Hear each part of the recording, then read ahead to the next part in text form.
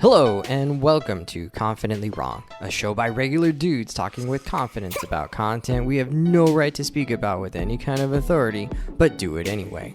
I'm Wesley Nakamura, and as always, I'm joined by Mike Smith and Savon Jones, aka Captain Vonnie. This is episode 72, and we give our thoughts and reactions to the recently concluded Obi-Wan Kenobi series. I'm confident that it's going to be the best show you've ever listened to, and well, hey, if it's not, you can always ask us for a refund.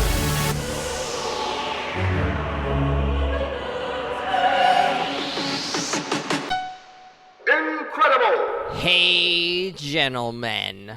Welcome back to Confidently Wrong. We've got Savon and Mike here. No Brian, sadly. Brian is on vacation, enjoying himself some north of the border shenanigans, I'm sure, with his wife, Anna. I think they're out there in the forest going hiking and hanging out with dogs and, I don't know, other things in Whistler up there. Welcome back, guys. How's it going? I'm here and Brian's not, so you know it's something serious is going on. Hi, Savon. I'm doing great. Awesome. Well, sensational. Are you though? Are you really though? Or is this just like all just a big cover? Savon's been trolling Mike for the past 5 minutes before we started Savon recording. has been trolling himself and thinking that he's been trolling me is pretty much what's happening. I've been enjoying it. I'm very in tune with my internal self, and I'm very conscious. Like, nah, this is Wes. This is some grade A trolling you're seeing right now, bro. It's really It's not. so good. But you know what? This is the you not having a sibling thing, because you are engaging and like letting me feast. You should have stopped talking to me ages ago. Fine, as and long as I can make my point about just how wrong you are. And Wes, as someone with a sibling, you know that means I've won. You already know. Is this That's really what do. it is? Yes. Savon is definitely you winning. got bullied by your brother. This is you're paying it forward to me. Is that what's happening? No, we went back and forth, but I'm just to thank for this. I was born in the trenches of having to deal with sibling stuff. I was but a lad when I had to share.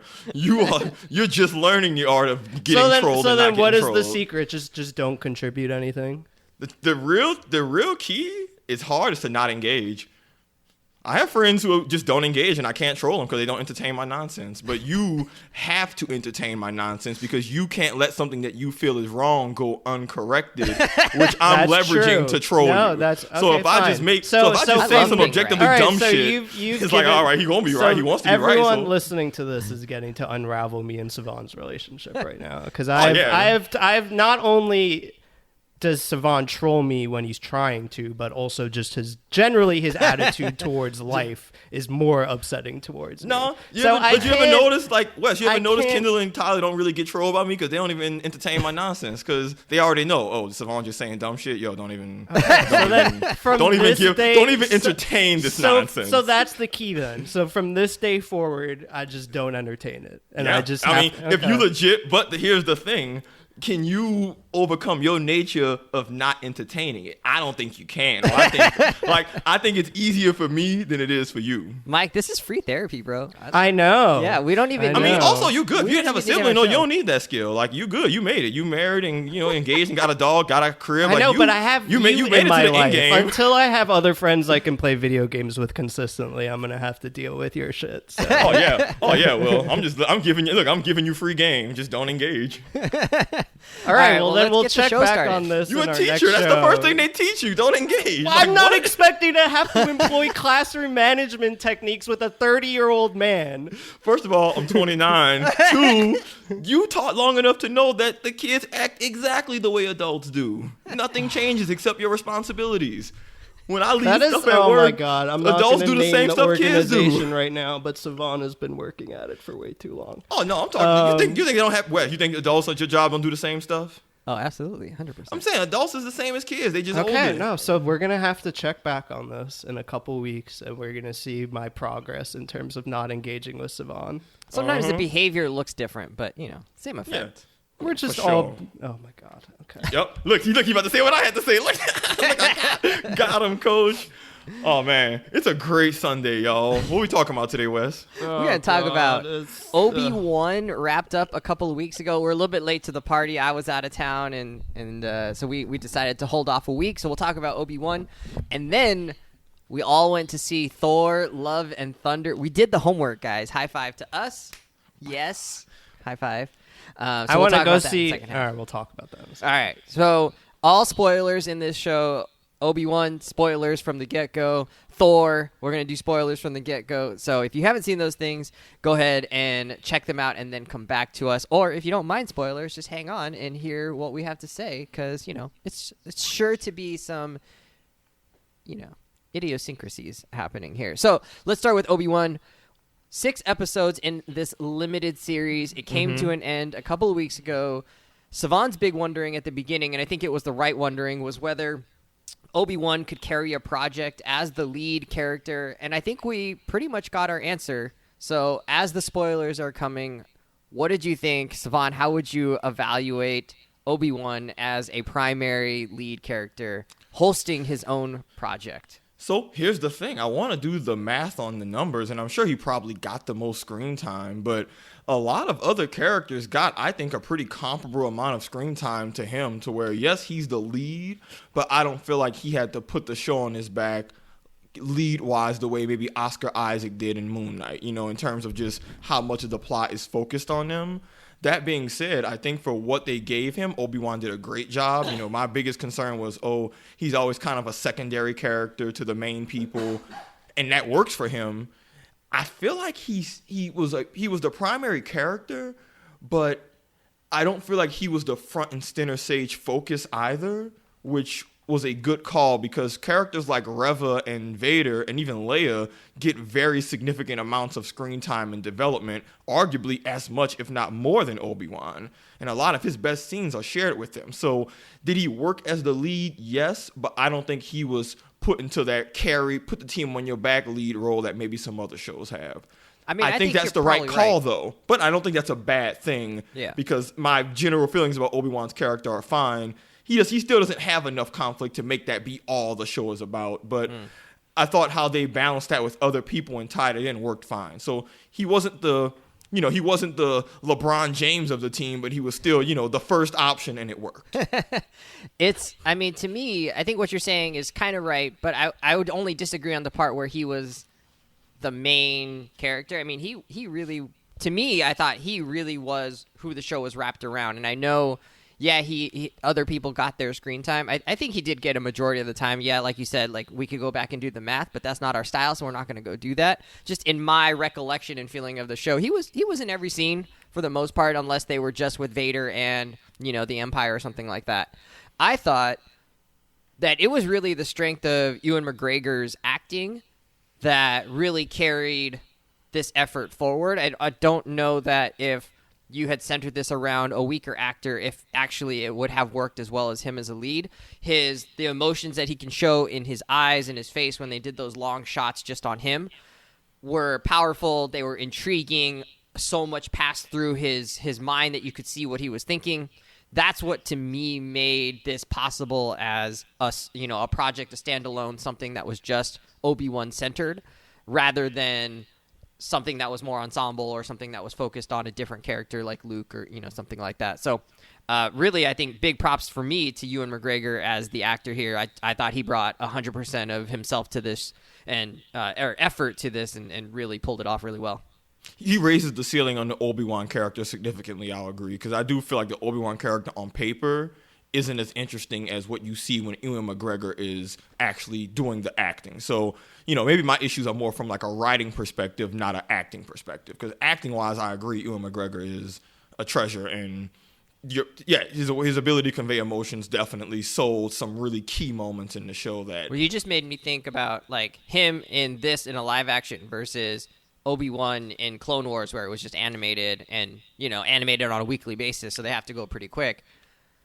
I mean, it's 1,000% different, right? Watching him actually perform all of this versus what you got to see in Clone Wars with the minimal modeling that they could do with and animation. A different voice actor. Yeah.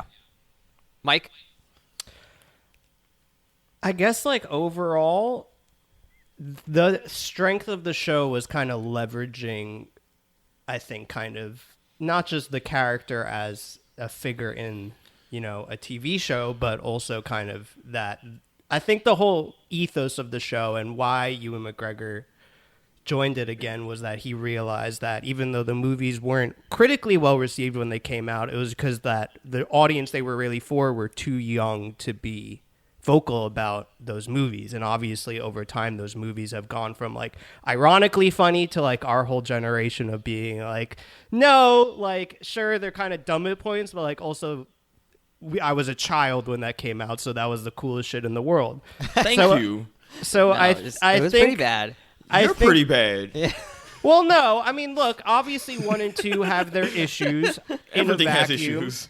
Yeah, but number There 3 were a is lot of issues. I think objectively good in a vacuum in terms of being a Star Wars movie. But all of that to say, I think because this character specifically, you know, Ewan McGregor playing it has such significance to people that are into Star Wars. That gives it a heads up or kind of a head start of its ability to be carried by someone who might have been a deuteragonist in another. Ooh, look at that word. Yeah, look at that that's a word he's callback. using. Look at that word. So I think, you know, for me, I got a lot more out of it, but I think the show had a lot going for it in terms of its ability to succeed in maybe a difficult situation, and it did do that. All right, well, let's zoom out a little bit. I really enjoyed the show overall. I'm going 4 out of 5 stars here. The adventures were exciting to me. I was interested. The fight scenes were great. We got to learn a little bit more about Obi-Wan. We got to a little bit more about Leia. Not too much, you know. She wasn't the main part of the show, but we got to learn a little bit more about her, especially her upbringing. The lightsaber battles were dope between Obi-Wan and Vader, especially when they were using the Force in conjunction with their lightsabers. Frank, I think that was his name, the mole guy that was very Imperial MAGA, that guy. He was incredible as a character for someone who just showed up for 2 minutes, you know, of screen time. Really left an impression on me as like, oh, there are big fans out here of the Empire. It's not everybody who's thinking that the Empire is terrible. I mean, they got people who just walk around and love America, you know, who just be like, oh, yeah, I mean, you know, but I never considered that. I thought everybody thought the Empire was evil, and that was kind of, I thought just that was cool to see. I have no idea who you're talking about right everyday now. life. He was the mole farmer who picked them up when they were in the desert. Who he drove the truck. sent them over to the Imperials. Oh, like the Chill, he was super episode chill 1 or and 2 nice guy. and sociable, but he sold them out because he was like, hey, y'all look kind of suspicious. I think I've just seen too many Holocaust movies for that character to stand out to me. Oh gosh. That's what it was. I mean, I'm sorry if that's, you know, offensive to y'all, but, you know, No. that's just what it was. My people will never recover. I'll be fine. I think his analog in today's world is the people who are calling, you know, on their neighbors for, I guess, yeah. papers. Or just, you know, like that. or nice people can just be still complicit Right. in an awful system. Like, yeah, as we know. yeah. I thought there was one miss that just sort of stuck out to me, and I wish they had done it maybe something different with this, was in the first fight, Darth Vader doesn't finish off Obi-Wan when the fire kind of separates them, and it didn't really make sense why he couldn't finish him off or why he chose not to. I know you kind of joke that this is kind of a thing that Vader does. He kind of beats someone to an inch of their life and then lets them go. And in the last episode, Obi-Wan demolishes Darth Vader in their duel, breaks his helmet, and he could have done something more, finished him off, had him, I don't know, have to consider some more, but Obi-Wan just leaves him there. And obviously you have to because of the continuity with episode 4, but that just felt like, oh man, like there's no way in real life someone who's done what he's done lets him just be like, well, okay, that's good. He's learned his lesson. I mean, Obi-Wan just let him go, and that to me, it just doesn't make sense that like that after you've seen the destruction that Vader can do and knowing. So you think he should have just killed him right there? I mean, maybe that given that he knows that Anakin is gone, right? He realizes in this moment that Anakin is gone and gone forever. There's no remorse. There's no chance of him ever coming back to the light side. This is you having to accept. go. This is you having to kind of accept that this is the fantasy side of what Star Wars is. The same way in Disney movies or in epics with dragons and knights and stuff, characters live to fight another day because there's a larger conflict. Like that's kind of how I see it. Like one in Star Wars, a lot of characters just don't finish people off when they have the chance. That's not a new thing. That's been happening since the first movie. In the first movie, literally, Vader has Luke chops his hand off, and the way these fights go, it's never just I would have done this. It's like, well, if you would have done this, we wouldn't have a movie. So I think it's fair to say that in 77 or whatever, 80, whenever Empire came out, I mean, you could have a different level in 2022 of, like, you could have easily written a character in there who reminds Obi-Wan that, like, that's not what we do, right? We're not going to kill somebody who's unarmed. We're not going to, like, you have beaten him. That is enough, right? And that never became clear that, like, that's what he was thinking or something like that. Like, you know what I'm saying? Like, he beats him. He clearly wants to maim him during that whole fight, and then just doesn't follow through. It's just so weird that people are so kind of, like, choosy with when they want, like, things to be, like, realistic, you know? It's like the first thing that comes to mind is, like, not realistic. Nobody said in, fight. like, the final battle of Endgame, like, why are they all in one row running? Why aren't they, like, you know, going in, like, flanking maneuvers and things like that, you know? So it's just, like, I think so much of it is just, you either need to, like, accept that, like, this is going to be essentially a prequel to, you know, episode 4. So it's going to have the same cheesiness and campiness. So I feel like it should kind of be similar to what it would have been like in 1977. I'm just okay with it because we know Vader gotta live. We knew they was gonna fight. Like, you knew that from the bounce. Like, Vader gonna live. You know they're gonna have a fight. They have a fight. It's a dope fight to watch.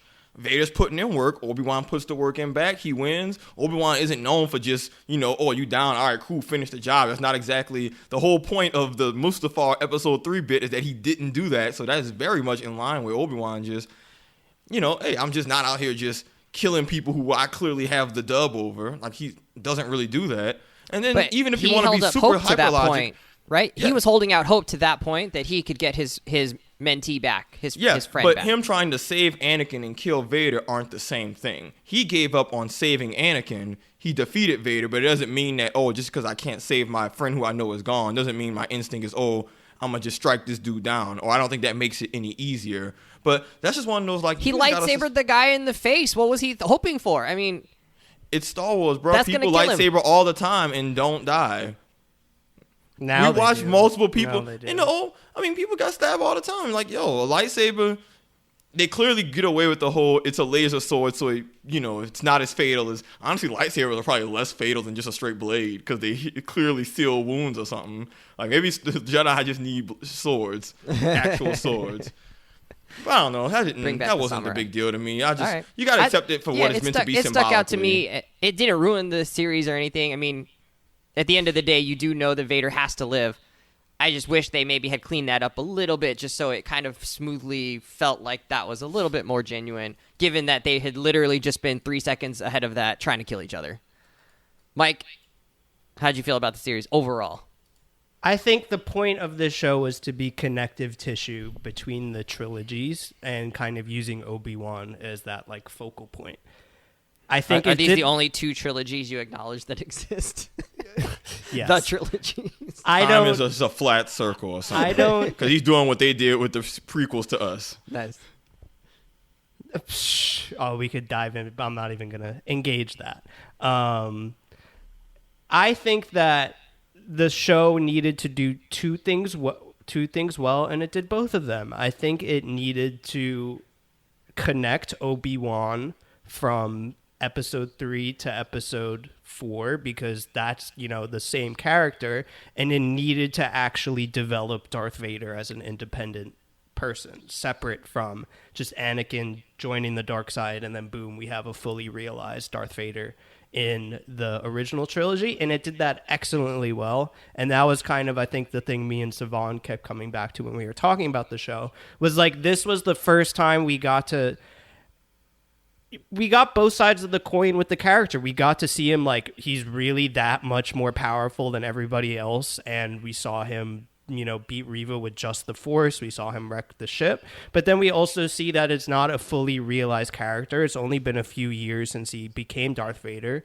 And we got to see him kind of grow under that suit, which you've never gotten with this character. And it's the biggest villain of all time. So I think the fact that it meaningfully developed, arguably the most iconic villain in movies, is a massive win. He's iconic. I don't know about best or biggest, but yeah. Once he said in the movie, like, okay, so we can take Dick Cheney out the convo. It's like, all right. Yeah. I was just like, I don't know, B. In modern films, I think like, you can make an argument that Darth Vader is like one of the most iconic, definitely most fictional villains. Yeah, I'm not gonna say best. I mean, I don't know all the villains in the world, but it's a character that so much of him is defined by the fact that he's in the suit, which doesn't change at all throughout. Well, it changes like in small ways, but we don't get to see development of the character in the way we do with everyone else alongside him. And this did that with him under the suit most of the whole times. And it just did that, I think, really well, which was a challenging thing to do. Sav? I don't know. I got mixed feelings about this show because on one hand, I like that we got the development for Obi-Wan. I really did enjoy the development of Vader and Anakin.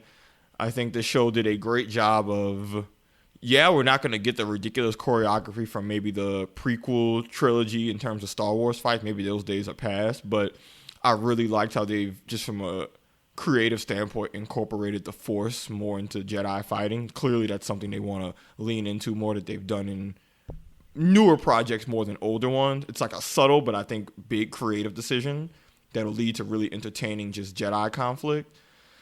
I enjoyed a lot of that character development, but my biggest issue with the show is that some of the actual, I don't know what I'm criticizing, maybe direction is what I'm trying to describe, but there were just certain scenes that I'm like, this just feels hokey. I'm going to go back to things I talked about before, right? The Leia chase scene, that was rough. The Obi-Wan just in a city, but then he's most wanted, but he doesn't have any, like, he kind of has like a half-ass mask, and then he does the cheesy drug bomb. I was like, what is this? Moments where Obi-Wan can't hit a shot and then turns into Hawkeye when the plot, is convenient. There were just... him trying to sneak the girl out the underwater base with just a cloak over her. Like, I'm like, bro, what kind of Scooby-Doo mystery shit is this? And it's just unfortunate. Said I had to put my disbelief aside. Yeah, I know, but we all have different invisible lines that we draw, and it's not even a line I can define. It's just a feeling. And, Vader being the dramatic "I won't kill you now" thing, I've seen that in so many media. I can live with that because the show has to go on, but for them to just do, if I walked into my apartment building right now with a child under my trench coat, somebody's gonna notice and be like, "What the hell is this man doing?" So that the fact that they even thought, "Hey, we're gonna do this at a military base of one of the most secretive organizations in the galaxy," is just like, come on, B, that's just like, what are we doing here? And I could live with that if the overall tone of the show was lighter. But this was clearly meant to be a much more serious show because they're giving you advisory things at the beginning of, hey, this episode is going to have themes of children being killed that might be bothersome to some people. Viewer discretion, which I think is fair. I don't hold that against them, but don't do that and have stormtroopers get cut in half and then also do like a Saturday morning cartoon level escape plan. Like, you gotta, and I know Star Wars has to appeal to a lot of people, and I give them a lot of grace for that. I think they could have still been appealing to multiple groups and not have done that. Because kids aren't going to appreciate that regardless. That's just going to only upset adults or people who just have a more critical eye for that kind of stuff of getting from point A to point B.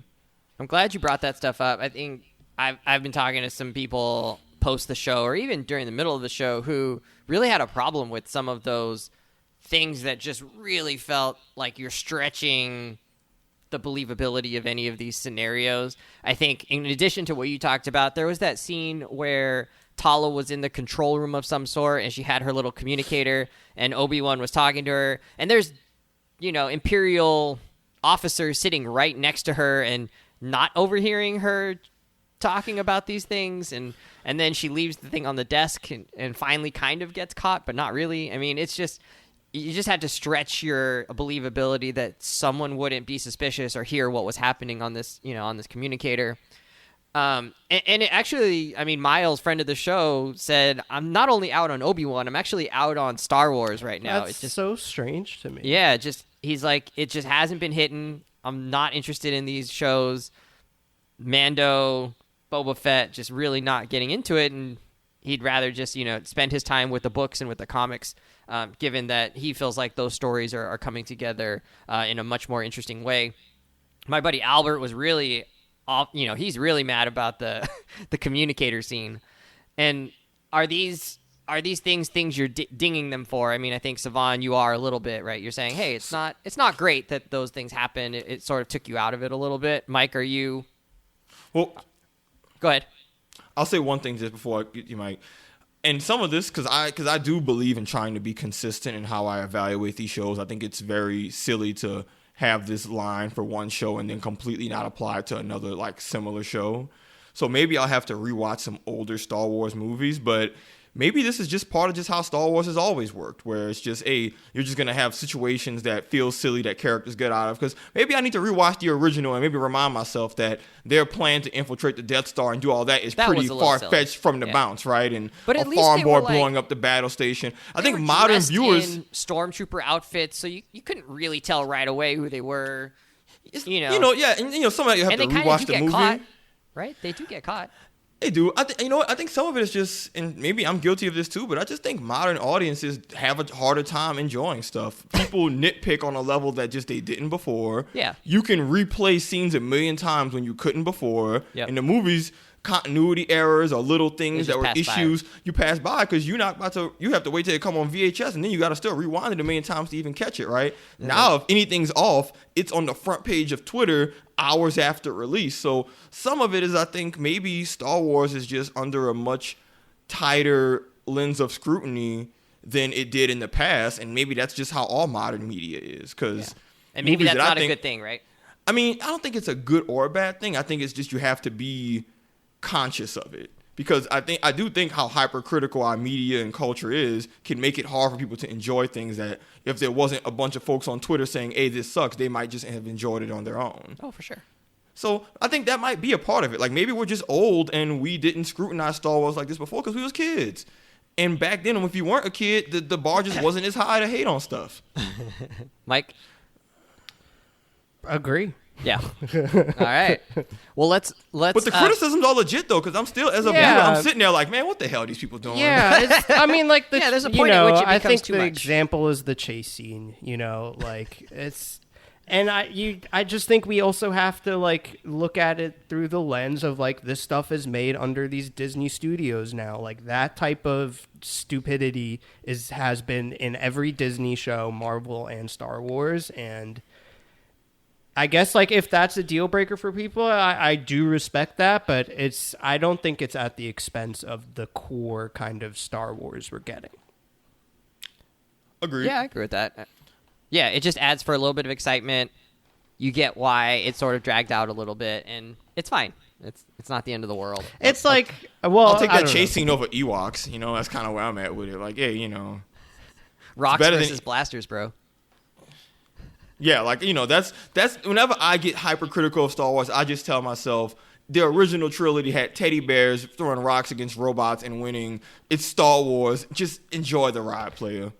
But that had a point. I mean, that sort of had a point, right? Is like the banding together and like the aspect of community can overthrow like evil, right? And so there's sort of an illustrative like reason why that sort of works. And it's David versus Goliath. It's all of these things wrapped into that idea. And so you're sort of willing to not suspend your disbelief there, but it's just sort of like, hey, this like works in the theme that they're actually working with. Oh, yeah. That her running away from these people didn't actually matter, right? That wasn't a thing. It wasn't like showing off her like agility or her force skills as a 10-year-old. It was literally just like, we just need this thing to be a little bit longer. Otherwise, it kind of seems silly.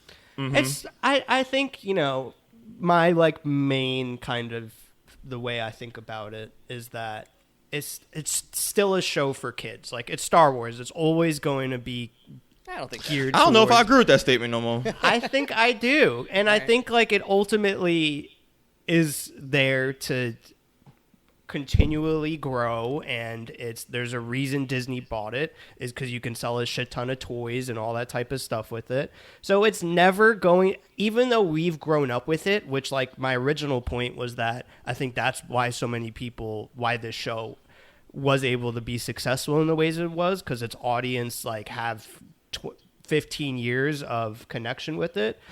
But at the same time, that's a challenge to overcome because it didn't grow up with them. It's still going to be geared towards, I think, largely the same audience. Obviously, this show had the viewer discretion warning, and it did touch on more kind of brutal things, but that was still, essentially like teenager level. So I think I look at it like that. Like, you're still watching a kid show at the end of the day, and who doesn't look at chase sequences and is like, well, that's really corny? It's children. Mm-hmm. I mean, I don't know, man. I feel like in the modern era, I feel like Star Wars is less for kids now than it was in the past. Not to say that it still isn't geared heavily towards kids, but I think there's more Star Wars stuff you can appreciate as an adult than there ever was in the past. You weren't nearly getting the mature stories, and even Clone Wars, they have entire lines about slavery and war crimes and genocide that even the older books and movies didn't really talk about. But I mean, when it's all said and done, Star Wars is meant to be for everybody. So it's going to be something to appeal to the broad, because there's just too many fans I don't mean for children, but child-friendly at parts. It's never going to be full send adult. Like, even the darkest Marvel stuff appealed to adults still has kids in mind on, like, some basic level, because it's Disney, right? Like, that's... Yeah. But at their point, it's meant to just be wide appealing to as many people as possible. And, you take the good with the bad with that. The issues happen when making it child-friendly impacts the story and the plot, which did not happen in this, which is, I think, kind of the core of why I was so surprised that so many people had a hard line, like, I'm over Star Wars, when it's like, beyond the corny stuff, what's actually happening here is amazing in the context of the larger 9-movie arc of Star Wars. Well, you can have a good idea and have poor execution. And, to your point about, like, even the Ewok thing, like, great idea, but there's lots of movies that have had great concepts, but if you can't execute the concept, then it doesn't matter. I could have the best idea in the world, but if I can't make it believable or look good on screen, that good idea don't mean too much. You're right. Because I agree with you, Mike. Yeah, like, some of it is just execution. Like, that was my issue. Some of it is just, this just was executed poorly. I get what you're going for. I don't like it. Like, you're trying to draw a house? Cool. I get that it's supposed to be a house. I don't like it. We got exposed and introduced to and got to spend time with a bunch of characters in this show. Obi-Wan, Reva, Leia, Darth Vader, the Grand Inquisitor we got to meet for the first time in live action, Fifth Brother, Tala. We got Roken, Ice Cube's son, O'Shea Jackson, played Roken. Were there any of these characters? Were there any of these characters that you thought really stood out, or you were just intrigued by? Star Wars is known for their characters and kind of introducing some cool ones.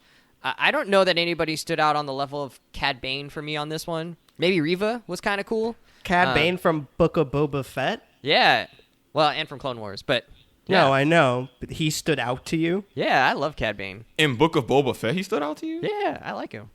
He had 2 minutes of screen time. It's like, okay, that's an opinion. Yeah. I mean, some people are obsessed with Boba Fett. I can't remember.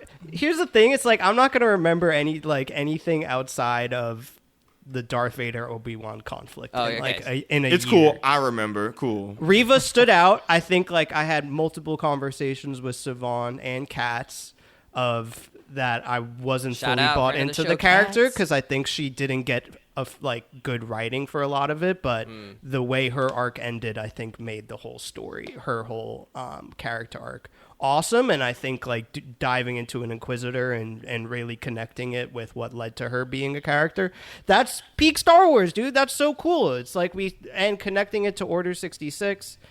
She stood out. The woman helping Obi-Wan, I cannot remember her name at all. Hala, yeah, she was pretty cool. Tala. T.A. Tala. Oh, yeah. Tala. Yeah. And then lastly, we can litigate this ad nauseum, but I think little Leia was a really excellent kind of heart. Oh, you did? I thought you were anti her in the beginning. No. Okay. I think a lot of people were kind of just anti-child off the bat for a lot of kind of the corniness issues that happen, but I think the fact that she served as a bridge for Obi-Wan to himself in episode 3, kind of via her being little Padme and then also Anakin's son, obviously, just added so much heart and kind of gravity to their relationship. Sav. I mean, Obi-Wan was, I'll give him a solid like B+ throughout. He was good throughout the show. But for me, I used to text Mike this. To me, this Obi-Wan show felt like a Darth Vader highlight reel. You know how when like an athlete goes into the Hall of Fame and they just show like their mixtape of just all their greatest Sizzle moments. reel.